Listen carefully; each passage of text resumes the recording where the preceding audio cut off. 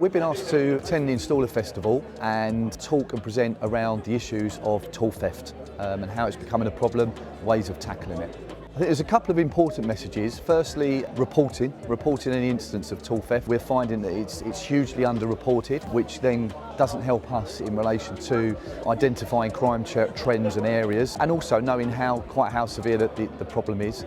And secondly, the importance of forensically marking tools rather than just initials or simply not marking a tool. It gives us a knee up in regards to recovering those tools and getting them back to the rightful owners. So forensic marking is a more secure way of actually basically attaching your name and address and details to a tool. As it suggests, it's a forensic solution with a unique DNA code that comes back specifically to that person.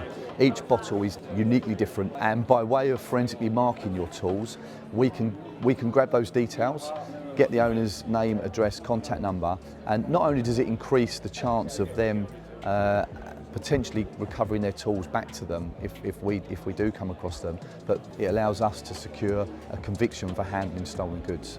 We've only just started this campaign around the tool theft around 18 months ago. The number of tools out there that are marked are very minimal, so we are starting that journey now, and as the years go on and we get more and more people on board, more and more people marking, then the chances of us getting convictions using this method is going to be increasing.